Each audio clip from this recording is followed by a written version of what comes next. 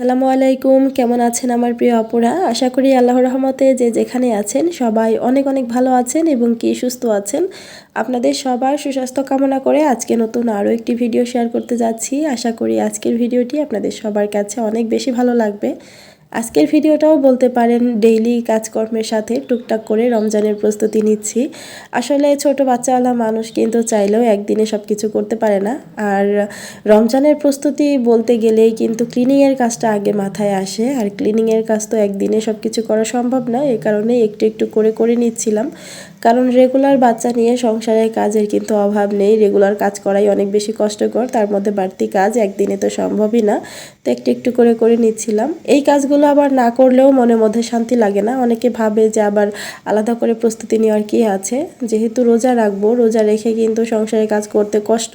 তো এখন যেহেতু ইফতারের জন্য একটু বাড়তি আয়োজন থাকবে, আবার মানে বাচ্চা নিয়ে কষ্টও হয়ে যাবে, সব কিছু মিলিয়েই কিন্তু একটু প্রস্তুতি নেওয়ারও প্রয়োজন আছে, যাতে করে নিজের শরীরের উপর ধকলটা কম যায় আর কি। আজকে কিন্তু আমি পুরো বাসার যত পর্দা আছে সব পর্দাগুলোই ধুবো। পুরো বাসার পর্দা বলতে আমার বাসায় এই যে আমার মাস্টার বেডরুমে হচ্ছে 2টা জানালার 4টা পর্দা, আর সেকেন্ড বেডরুমের হচ্ছে 2টা পর্দা, আর ড্রয়িং আর ডাইনিংয়ের মাঝখানে পর্দা আছে, ওগুলো কিছুদিন আগেই ওয়াশ করা হয়েছিল বিধায় এখন আর আমি ওগুলো ওয়াশ করছি না, ওগুলো করার প্রয়োজন নেই। আর বেলকনির দরজায় একটা নেটের পর্দা ছিল, এই পর্দাগুলোর সাথে রেগুলার বাবুদের যত জামা কাপড় আছে সেগুলো তো ওয়াশ করেইছি, তবে বাড়তি আর ঘরে কোনো কিছু ওয়াশ করতে পারিনি। এখন মোটামুটি ক্লিনিংয়ের কাজ শেষ, তবে পাপোশগুলো বাকি আছে। তো পরের দিন হচ্ছে আমি পাপোশগুলো আবার ক্লিন করে নিব। তো আপনারা কিন্তু চাইলে আপনাদের সুবিধা মতো ঘরের এই কাজগুলো করে নিতে পারেন আগে থেকেই, তাহলে কিন্তু আপনাদেরও অনেকটাই সুবিধা হবে দেখবেন। সেই সাথে কিন্তু বেশ কিছু বাজার গোছানোর ব্যাপার থাকে। আমার বাসাতে মাছের বাজার আগে থেকেই করা আছে, তো করার প্রয়োজন নেই, তবে মাংসের বাজারটা করতে হবে। আপনাদের ভাই সময় পাচ্ছে না বিধায় বাজারে যেতে পারছে না। সেই সাথে শুকনা বেশ কিছু বাজারও কিন্তু রমজান মাসে আমাদের লাগে, তো চাইলে সেগুলোও কিন্তু আপনারা করে রাখতে পারেন। আপনাদের ভাই বাজারে গেলে মুরগির সাথে শুকনা বাজারও যেগুলো লাগবে সেগুলো নিয়ে আসবে। তো যদি সম্ভব হয় সেগুলো আমি আপনাদের সাথে শেয়ার করব, সম্ভব না হলে অফ ক্যামেরাতেই সেগুলো আমি করে ফেলবো আর কি। তো আমি জাস্ট আপনাদের ধারণা দেওয়ার জন্য বললাম। তো এখন হচ্ছে পর্দাগুলো ভিজিয়ে রেখে আমি চলে এসেছিলাম ঘরবাড়ি ক্লিন করার জন্য।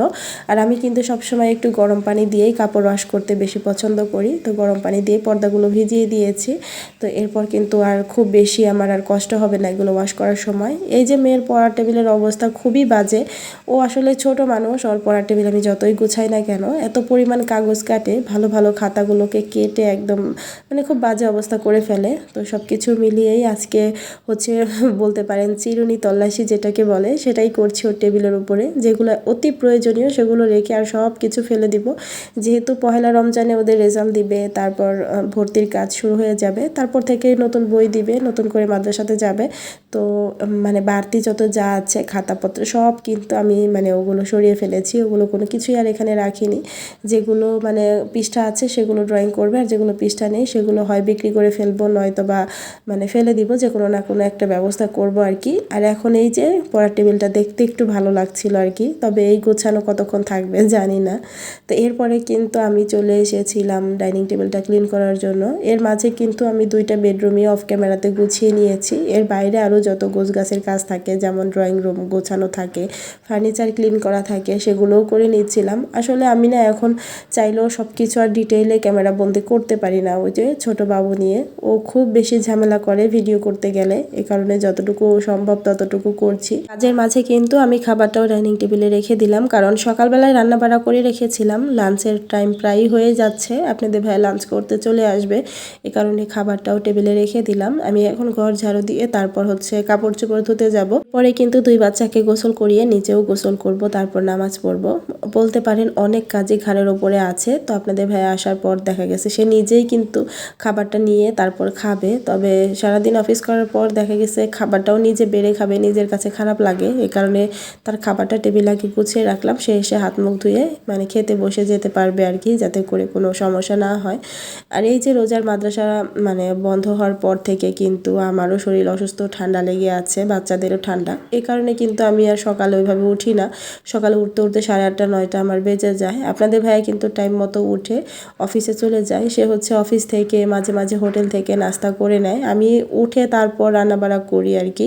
তো বলতে পারেন সকালবেলা তার সাথে আমাদের কারোরই দেখা হয় না। দুপুরবেলা 1 ঘন্টার জন্য লাঞ্চ করতে আসে, তখন একটু দেখা হয়। এরপর কিন্তু ওই যে রাতের বেলা আসে যখন, তখন একটু দেখা হয়। আর এই কারণেই কিন্তু মেয়েরা বাবার জন্য বেশি পাগল হয়ে থাকে, কারণ সময় মতো তারা কখনোই বাবাকে কাছে পায় না। ওই যে একটু একটু সময়ের জন্য পায়, এ কারণে কিন্তু আকর্ষণটাও অনেক বেশি থাকে। আর মারা যেহেতু 24 ঘন্টা তাদের সাথে সাথেই থাকে এবং কি ভালো মন্দ সবকিছুতে যেহেতু আমরাই বেশি কথা বলি, এ কারণে আমরা মায়েরা মনে হয় বাচ্চাদের কাছে একটু ভিলেন টাইপের হয়ে থাকে আর কি।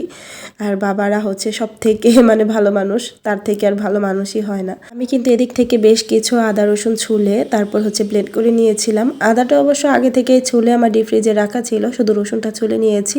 তার সম পরিমাণ আদা নিয়ে সেটা ব্লেন্ড করেছি। আর গতদিন রাতের বেলায় আমি এই পেঁয়াজগুলো কেটে নিয়েছিলাম, ওগুলো কিন্তু আমি ডিপে রেখে দিয়েছিলাম শুধু আপনাদের দেখানোর জন্য, এখন নামিয়ে নিয়ে এসেছি আর কি। পেঁয়াজ সবসময় আসলে ডিপে রাখাই ভালো, নর্মালে রাখলে কিন্তু একটা বাজে ব্যাকটেরিয়া সৃষ্টি হয়, সেটা শরীরের জন্য খুবই ক্ষতিকারক, কারণে পেঁয়াজ কিন্তু ডিপে রাখাই ভালো। তো এই অল্প পেঁয়াজ দিয়ে হয়তো বা আমার অল্প কয়েকদিনই চলে যাবে। তো তারপরেও কেটে রেখেছি। আসলে প্রথম কয়েকদিন তো একটু বেশি কষ্ট হয় রোজার, তারপর কিন্তু আস্তে আস্তে আমাদের অভ্যাস হয়ে যায়। এর মাঝেও যেহেতু আরো 2-1 দিন সময় আছে, আমি কিন্তু আরো কিছু পেঁয়াজ এবং কি আরো কিছু আদা রসুন ব্লেন্ড করে তারপর রেখে দিব, যাতে করে সমস্যা না হয়। সারাদিন সংসারের সমস্ত কাজ শেষ করার পর বিকালবেলা আবার বাচ্চাদের নিয়ে একটু ঘুরতেও বের হয়েছিলাম, কারণ আপনাদের ভাই 5 দিনের ছুটি পেলে কি হবে, নির্বাচনের কারণে কিন্তু খুব বেশি আমাদের নিয়ে বাহিরে মানে ঘোরাফেরা করতে পারেনি, কারণ সবকিছুই বন্ধ ছিল। এই কারণে আরো যেহেতু ফাইনাল পরীক্ষা শেষে এখন বন্ধ চলছে, তো ওর বাবার সাথেও ঘুরতে যেতে পারেনি, আবার এখন যেহেতু মাদ্রাসাও নেই, সবকিছু মিলিয়ে কিন্তু আমাকে মাথা নষ্ট করে ফেলছে আর কি ঘুরতে নিয়ে যাওয়ার জন্য। আর এই কারণেই কিন্তু সারাদিন সংসারের সমস্ত কাজ শেষ করে বিকালবেলা ওদেরকে নিয়ে একটু বৌদ্ধ মন্দিরে এসেছিলাম। আসলে খুব বেশি একটা জায়গায় যে বাচ্চাদের নিয়ে যাওয়া যায় একটু দূরে তা কিন্তু না, যেহেতু আমি একা মানুষ। তো বাসার কাছাকাছি যে কয়টা জায়গা আছে এক এক সময় এক এক জায়গাতে নিয়ে যাই। কিছুদিন আগে হচ্ছে ওদেরকে নিয়ে শালবন বিহারে গিয়েছিলাম, তো আজকে হচ্ছে আবার বৌদ্ধ মন্দিরে আসলাম। বিশেষ করে ওরা এখানে আসলে খোলামেলা যে জায়গাটা পায়, কারণেই অনেক বেশি খুশি হয়। আর শোভানা বাবু এখন তো হাঁটা শিখেছে, এই কারণে সে হচ্ছে কোনোভাবেই কোলেও থাকবে না, হাতও ধরতে দিবে না, নিজেই হাত ছেড়ে তারপর দৌড়াদৌড়ি করবে। এখানে আসার পর আমার ওইরকম কোনো ভিডিও করা হয়নি, চলে যাচ্ছিলাম সেই সময় অল্প একটু ভিডিও ক্লিপ নিয়েছিলাম, সেটাই আপনাদের সাথে শেয়ার করলাম। আর এই যে এখানে ঢোকার সময় কিন্তু জুতা রেখে তারপর ঢুকতে হয়, এই কারণে আমাদের পাগুলো খালি ছিল, শুধুমাত্র শোভানা বাবুর পায়ে জুতা ছিল। বাসায় এসেই বসে গিয়েছি আবার তেল বানানোর জন্য। আমাদের আগের তেলের যত স্টক ছিল সেগুলো কিন্তু সবই শেষ, এখন হচ্ছে নতুন করে আবার স্টক করা হচ্ছে। আমি প্রাকৃতিক 35টি উপাদান দিয়ে এই অর্গানিক হেয়ার অয়েলটি তৈরি করে থাকি, তবে এই যে ডালার মধ্যে নামমাত্র কয়েকটা উপকরণই কিন্তু নিয়েছিলাম, কারণ এর থেকে বেশি কিন্তু ধরেনি। যতটুকু এই ডালাটার মধ্যে ধরেছিল ঠিক ততটুকু নিয়েই রোজাকে বসিয়ে দিয়েছিলাম একটু ছবি তোলার জন্য। সে হচ্ছে ছবি ভিডিও এগুলোতে একদমই আনারি, কোনো কিছু শিখিয়ে দিলেও সে বুঝতে চায় না, সে ছবিও তুলবে না, ভিডিও করতে দিবে না, কি যে কষ্ট তাকে দিয়ে একটু ফটোশ্যুট করানো। তো যাই হোক, সব শেষে কিন্তু আমি তেল বসিয়ে দিয়েছিলাম। আমার সব আপুরা আমার নিজের হাতে বানানো এই তেলটি এত বেশি পছন্দ করছে এবং কি আমার উপর বিশ্বাস রেখে তারা কিন্তু আমার এই তেলটি নিয়ে ব্যবহারও করছে। আর রহমতে সবাই কিন্তু অনেক ভালো রেজাল্টও পেয়েছে। যেসব আপুরা এখনো আমাদের এই অর্গানিক হেয়ার অয়েলটি নেননি তাদেরকে বলবো আপনারা ঈদের আগে আগে আমাদের এই তেলটি একবার নিয়ে দেখুন। আমাদের এই তেল ব্যবহারের ফলে আপনাদের চুল পড়া বন্ধ হবে, নতুন চুল গজাবে, চুল অনেক দ্রুত লম্বা হবে, চুলের খুশকি দূর হবে, সে সাথে চুল অনেক বেশি সফট, শাইনি, সিল্কি হবে। এটি অর্ডার করার জন্য স্ক্রিনে ইমো এবং কি হোয়াটসঅ্যাপ নাম্বার দিয়ে দিয়েছি, এই নাম্বারে যোগাযোগ করতে পারেন। এছাড়া সরাসরি কল করেও কিন্তু অর্ডারটি কনফার্ম করতে পারেন। আপনারা চাইলে কিন্তু আমাদের পেজ রোজা রকমারিও ভিজিট করতে পারেন, সেখানে আপনারা অনেক অনেক আপুদের রিভিউ দেখতে পারবেন, তাহলে বুঝতে পারবেন যে কত শত আপুরা আমাদের এই তেলটি নিয়ে অনেক অনেক উপকার পেয়েছে। আপনাদের সবার সুস্বাস্থ্য কামনা করে আজকে এখান থেকে বিদায় নিচ্ছি। আল্লাহ হাফেজ।